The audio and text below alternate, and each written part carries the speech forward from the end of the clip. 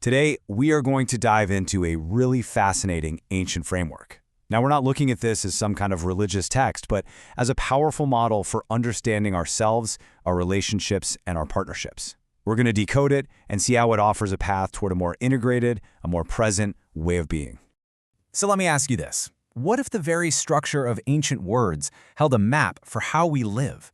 The idea here is pretty profound. It's that language isn't just for describing our world, it can actually shape it. That it can hold a kind of blueprint for living a more whole and balanced life. We're going to zero in on two specific Hebrew words, ish, which means man, and Ishah, for woman. And by just breaking them down, we're going to uncover this incredibly powerful model for partnership, and not just with other people, but a partnership within ourselves. So let's start by looking at their core components. All right, first things first, we've got to look at what these words are actually made of. By breaking them down into their fundamental building blocks, we can start to see this much deeper picture they're painting about who we are. Okay, so here they are, side by side. You can see right away they look incredibly similar, right? They both share two letters, but each one has this one unique letter that completely sets it apart. Now, those letters that they share, they form the word Ish, which literally means fire. And you can think of this as our primordial energy. It's our life force, our passions, that raw, untamed drive that exists inside every single one of us. Okay, this is where it gets really fascinating. The unique letters, that little yud from Ish and the hey from Ishah, they aren't just random. When you put them together, they form Ka, which is a divine name in this tradition. So what this suggests is that right alongside our shared fire, each of us carries this unique spark of the divine. And this brings us to this really famous analysis from Rabbi Akiva. He basically says, look, we have a choice. If we refine ourselves, if we connect with those divine aspects, the yud and the hai, we create a space for the divine presence to dwell. But if we don't, we're just left with the raw fire, which, well, that can lead to conflict, jealousy, anger. It just consumes us. But here's the crucial nuance, and this is so important. The goal is not to get rid of the fire. Our passions, our desires, that's part of us. The whole aim is to integrate that fire with our divine nature, to turn it into what's called a flame of Ka, a powerful, constructive, and totally integrated force. So, what do these divine letters, the Yud and the He, actually represent? Let's analyze them across two totally different dimensions to really get what distinct qualities they're bringing to the table. First up, let's just look at their shape. The letter Yud is basically a point, just kind of hovering in the air. It represents a seed, an abstract idea, all this unrealized potential. The letter He, on the other hand, is an expansion. It represents a grounded, realized form. It's literally the difference between the blueprint and the actual building, or the seed and the fully grown plant. Okay, second, we've got their numerical value. In this system, Yud is 10, and that's a number that symbolizes wholeness, perfection. It's the utopian ideal. He is 5, which represents incompleteness, the acknowledged reality of imperfection.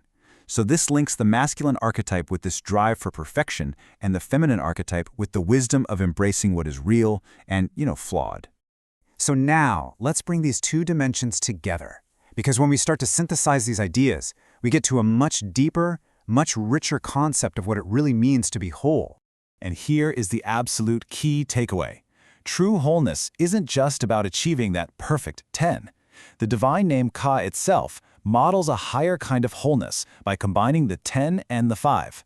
It's suggesting that genuine completeness, real integration, requires us to bring together our highest ideals with the humbling, messy reality of our imperfections.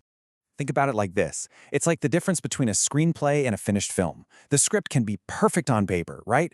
That's the abstract point, the ideal 10.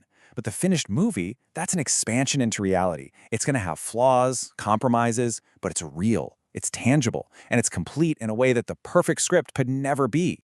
Okay, so how do we actually apply this? How can we use this framework as a tool for discernment in our own leadership, in our own lives, to move toward this idea of integrated wholeness? Now let's be crystal clear about something. These are not rigid gender roles. They are complementary modes of being that exist within all of us. We all have a visionary point, that part of us that dreams up these perfect abstract ideals. And we all have a grounded expansion, the part that deals with messy reality and has the capacity to actually make things happen, flaws and all. The practice here is something the source calls rectified inter-inclusion. I know, that sounds super complex, but the idea is actually very simple. It's not about losing our natural strengths or blurring the lines. It's about intentionally developing the complementary quality within ourselves.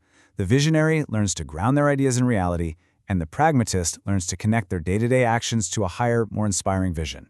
So here's a question for you to consider to really develop your own internal authority. Which of these modes do you naturally lean into?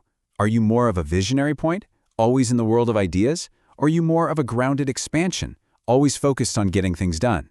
And what might it look like to consciously practice and integrate that other quality in your work, your leadership, and your life? And just to leave you with something truly actionable, here is a simple micro-practice you can do. First, name an ideal you hold. That perfect vision, that's your point, your 10. Then, just identify one small, imperfect, real-world step you can take toward it this week. That's your expansion, your 5. By doing this, you're not just dreaming, and you're not just doing. You are actively practicing the art of becoming a whole and a half.